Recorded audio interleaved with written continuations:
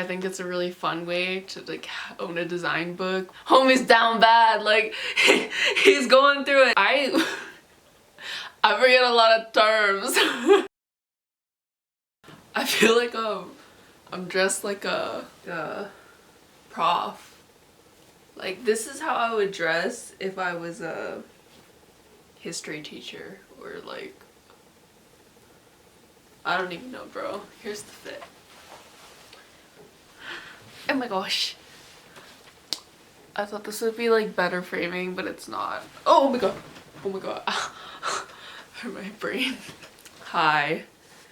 I'm just here. I'm just chilling.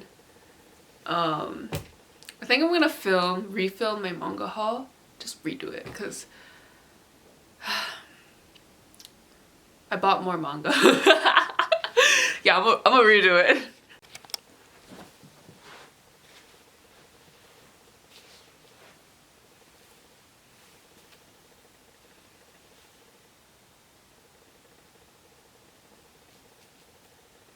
Okay.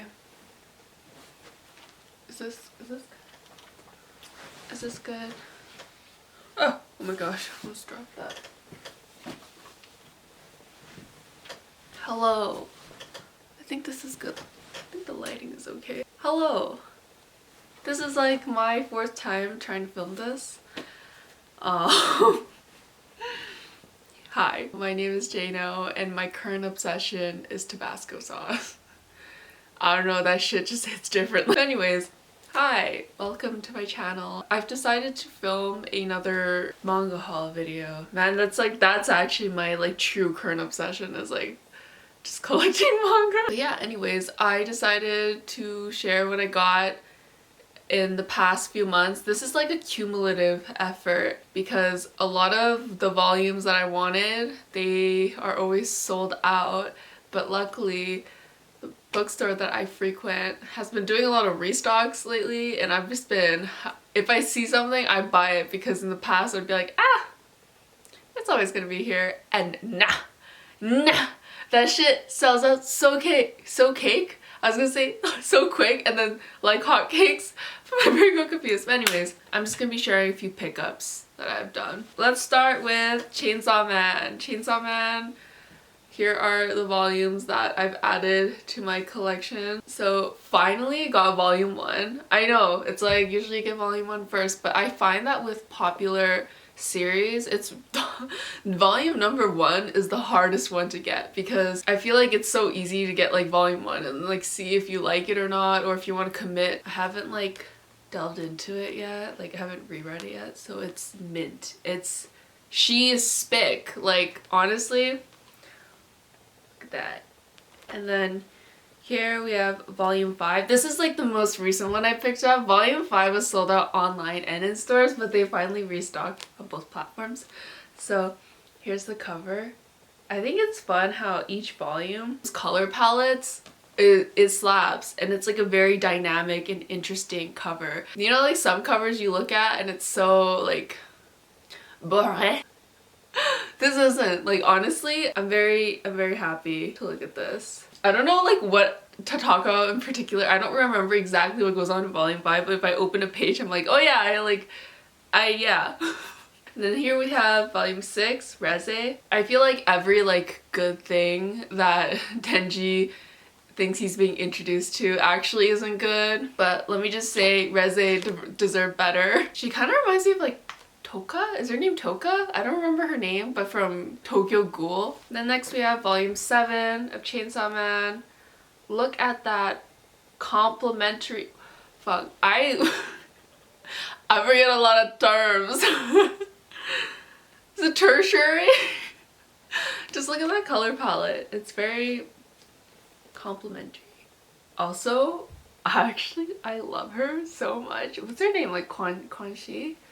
I don't know if I'm pronouncing that right, but she's a bad bee. It's like Quan Shi and her bitches, man. Like she's like reeling them in. This is like the persona that I like always wanted to have. Cool, aloof, like nonchalant, but I think I'm too hyper. I'm way too hyper, way too like jovial. And then I got volume 8. This one is my favorite. Oh my god, look at that color palette. The yellow text is so striking, and oh, very interesting composition. Look at it. It's a very dynamic. If you don't know what Chainsaw Man is about, it's about this teenage boy named Denji. He's like super down and out, and he ends up fusing with this demon dog named Pachita, and they fight demons together.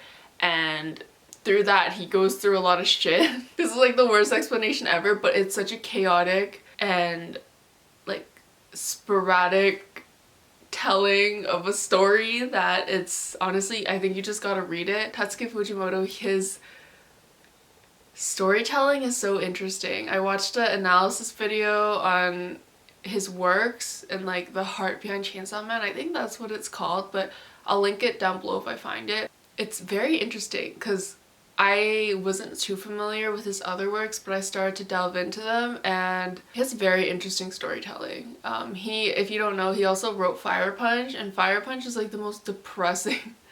Also, Chainsaw Man has 11 or 12 volumes, I think, and I thought that was the end, but apparently there's a part 2, and I'm like, wait, what? Does that mean there's like gonna be more of the manga? Like, I don't know, but I'm like, yo, the reason why I decided to collect Chainsaw Man is because like I have like a criteria.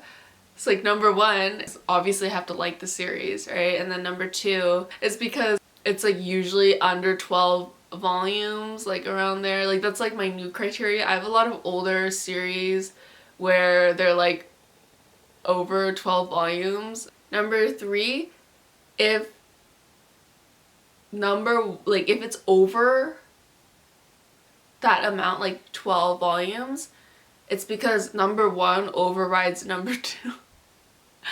And yeah, there's like little, you know, I just like have my own system. It makes sense in my head. Maybe I should like, you know, maybe I should write it down. That'd probably be a good idea. Next pickups were Blue Period volumes 3 and 4, and if you know me, you know I love Blue Period. Blue Period is amazing. If you don't like reading manga, they also have they also have it on Netflix now. But yeah, I just picked up volume 3 and 4, and this is where the story starts to get more like, oh my gosh. I don't know, mini spoilers, I guess. Skip to here if you don't want to hear it. But this volume 4 is when he finally gets into the testing grounds for Tua, and oh my god, the anxiety, the like overwhelm of emotions is so relatable. Volume 4 is probably one of my favorites. Like there's some spreads, some panels that literally gave me goosebumps. Like I don't know if it's just me, but like when I'm reading through it and like going through it, holy shit, man. Like volume 4 is like, ah!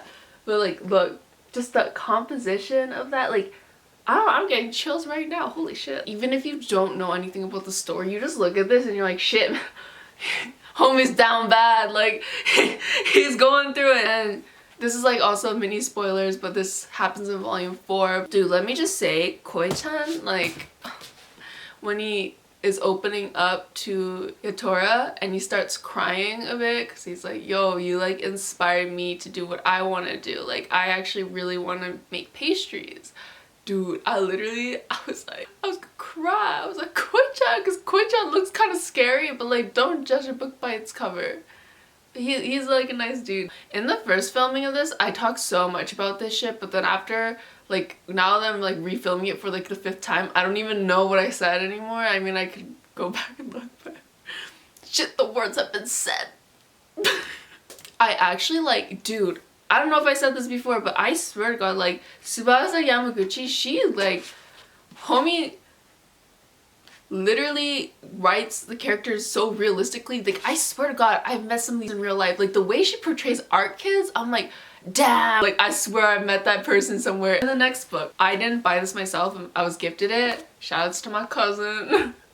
This is What the Font, a manga guide to Western typeface, and it's what you would think it is. It's just about typefaces. And basically it's like is it called 4 koma? It's just really simple panels, the overarching, I guess, like the story is basically about this sales rep who doesn't know much about design, but the designer of this small production company disappears, so she's tasked with becoming the designer, I guess the stand-in designer, but she doesn't know anything about fonts because, you know, like she has to make a logo. But thankfully her good friend Helvetica comes in, saves the day, and tells her about fights? Fonts and typefaces, and it's really digestible. Like this came to me at a perfect time because I actually needed to like rejuge my type knowledge. I literally, after a month, my brain like refreshes, like it's gone. It has paragraphs, like it has like a section where you can read about what, like a little history about it, a little blurb. It's like a type specimen sheet here, and then after, you know, it personifies all the fonts, so it's like way easier to understand the type in action, so what logos it was used in, you know, real life application. I would recommend it if you're looking to look into type. I think it's a really fun way to like own a design book without it being too boring.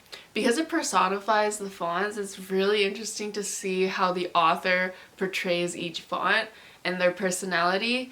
Like Comic Sans, and I'm like, damn, I wouldn't think Comic Sans to be that type of person, but like kind of I can see it. Like, it's really interesting. So anyways, thanks for watching my video. Hope you liked